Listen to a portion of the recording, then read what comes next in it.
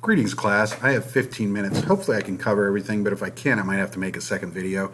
Just a couple of things to get started here. First of all, AP Central. If you haven't logged in this AP Central, please do so. There are some really good videos there. They are optional, but they will help you out as far as taking the AP test.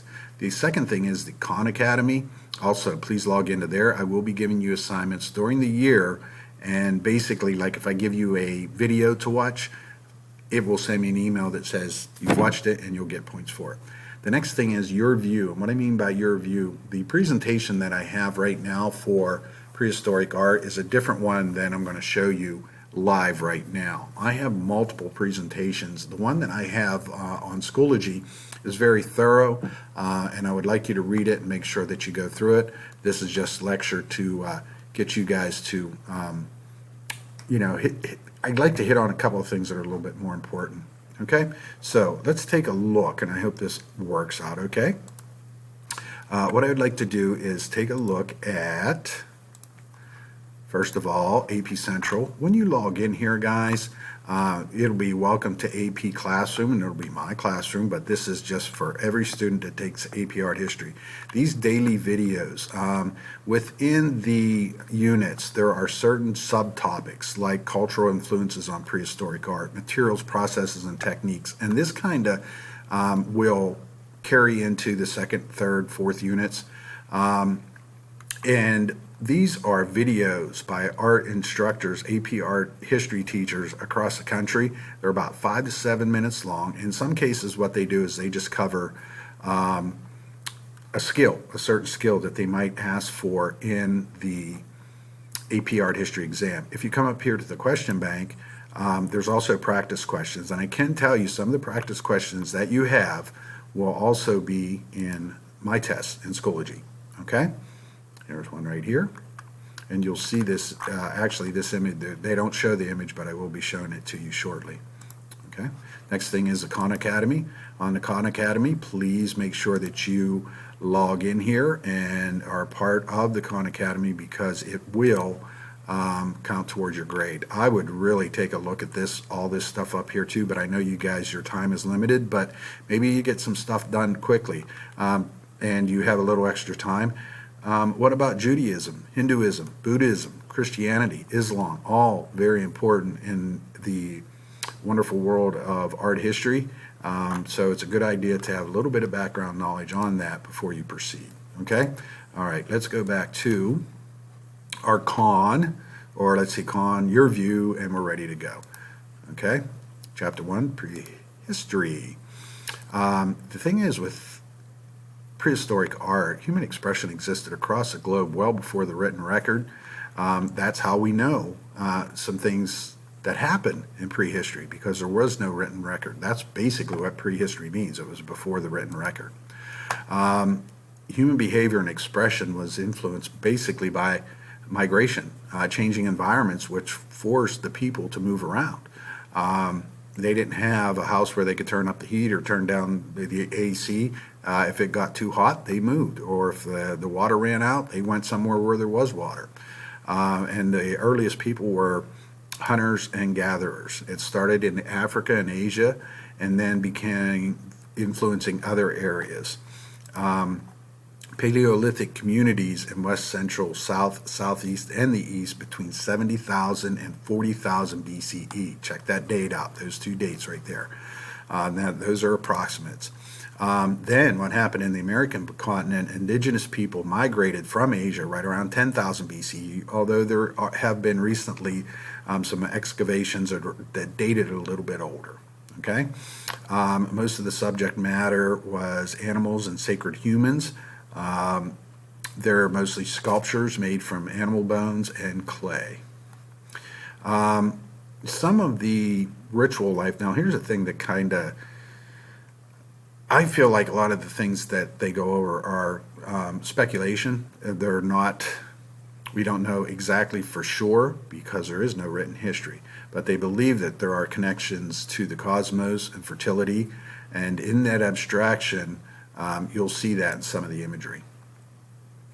The excavations use a technique called carbon-14 dating, and basically what that is the amount of carbon an object has will break down in half over around 5,000 years. And there's a way to measure that, and I can go into it in great detail, but basically that's what it means. They're measuring the carbon in an object to determine its age. I am going to give you guys a video and it's going to be an optional video, but it's about 4 minutes long, and it explains what carbon-14 dating is. You may already know what it is, okay? Sorry about that. Here is an official definition. Might not help you out very much, so check out the video. Dating conventions, I went over these a little bit before, but BCE is before the Common Era. This is what we use now. You might find older text use this, BC, okay? BC in older text meant before Christ. We wanted to take religion out of it, so we started using BCE, before the Common Era, and the same thing happened here. So if you see something AD, that basically means a Common Era, where you start with 0, okay? All right, now the three main periods, Paleolithic, Mesolithic, and Neolithic, we'll be covering these two for the most part, okay? Paleolithic and Neolithic. Paleolithic is also referred to as the Old Stone Age. Representational images in Asia and Africa, and in some in Europe, and they were mostly hunter-gatherers. Neolithic is when people started to develop and settle into communities. Art became very important to their community. They also domesticated animals and foods as well. There's a little scale that you guys can check out. Okay, now Paleolithic art, just a real brief introduction. Non-representational imagery. What that means is you're looking at art that has no recognizable subject matter. What I mean by that is it doesn't look like maybe an elephant. It doesn't look like a person.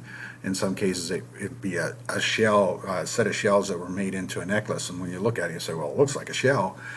These are non-representational as far as actually objects, trees, vegetation, etc. Okay, representational imagery happened to where you start seeing paintings and drawings and sculptures that were recognizable objects, such as bison and animals and bulls, and in some cases even people, although people were not used very much in Paleolithic art. This is an example of representational imagery. We see a woman, she is abstracted, fertility image, and it is, again, representational, which brings us to our first image, which is the wonderwork, or the Apollo 11 stones. And the Apollo 11 stones were found in southern Africa. Carbon dating puts them right around 25,000 BCE. And there are a number of those stones. Some of them were done with charcoal, some of them were incised. And I want to show you the area that we're looking at. The wonderwork caves are actually right here in Namibia in the Huns Mountains. But a real hotbed for prehistoric art was in South Africa right here. Zimbabwe, Zambia, in that area. The 7 slabs of rock with traces of animal figures were found in this cave, and they've been dated with unusual precision for ancient rock using carbon-14 dating. They feel that this area is some of the oldest images in the world, and they were also incised images, and here are some incised images here. Here's the actual entrance. Now, one of the reasons why we have some prehistoric art is because they were done in caves, but they were stored in caves. I'm sure there were prehistoric art that was created and was outside, but over the years, 20,000, 30,000, 40,000 years, they would have deteriorated. If they're in the caves, they're being protected from the elements, and so therefore they're around for us to enjoy. Let me go back, just a couple more things on the stones, and then we'll move on.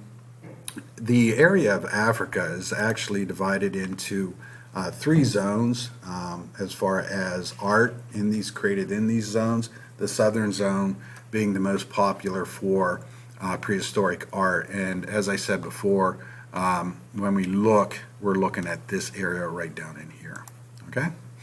Also, I think I might have included some information on Khan Academy that you guys can check out as well. Okay, now let's take a look at the Hollow Bulls. Hollow Bulls are located in Lascaux, France, and you're looking at right around 40,000 BCE. Anatomically, modern humans effectively replaced Neanderthals and they were the sole hominid inhabitants across the continental Europe. And that's when they started to do some cave paintings. These cave paintings are in Lascaux, and if you want to go to Lascaux, let me get to that in just a minute. I want to go over this right down here, which is called twisted perspective. What twisted perspective is that you have a frontal view, which are the horns. We look at the horns as if they're looking at us from the front, and then the side view. That's called twisted perspective. And what it is a combination of frontal and side view. It will be on a test, so you need to be familiar with that term. Used in ancient Egypt. If you've ever seen, and I'm sure you guys have, the ancient Egypt artwork, they show the side of the face, but they'll show the eyes if it's looking at us in a frontal view. That's called twisted perspective. Now, the caves of Lascaux. This one right here, I want you to take a look at. A good slide. This is actually a walkway. This place used to be open to the public, and right around 1963, they found that all the humidity, the heat from the breathing that humans were bringing in was causing this wonderful artwork, these wonderful pieces of art to deteriorate. So what they did was they shut it down. And now they have a Lascaux 2 where you can visit, but they're copies. Okay? It's a good thing they did that. Paintings and engravings found in these caves and along the walls and ceilings are referred to as parietal art. And basically what that means is they are there. They're going to stay. They're not moving. The second category is mobiliary art, which includes small portable objects like we saw the Venus of Willendorf. That would have been mobile art. That would have been probably for nomadic people. A little bit more about the history of this cave. It was found in 1940. It was shut down in 63.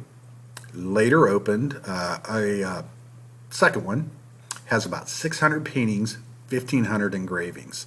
The outlines are very accurate. There's abstraction involved. Some people look at it and say, well, it looks like a child did this art. Well, we look at abstract art or modern art that Picasso did, and the man was a genius, and he's considered a genius because he did this work. So it's kind of presumptuous of us to look at this and say it's childlike. If you ask me, it's very sophisticated art that was done in abstraction. Okay? They worked in large caverns, but there were also small chambers as well. In Schoology, there is a link for the Lascaux caves. Please check that link out. It's pretty good. It's virtual, but you get to see how things are in there. So check that out. Guys, I'm at 13 minutes, so I'm going to shut it down because I'm definitely not going to get to these last two images in 2 minutes. What I'll do is I'll actually load a second smaller video for you guys that you can check that out. Okay? Have a good day.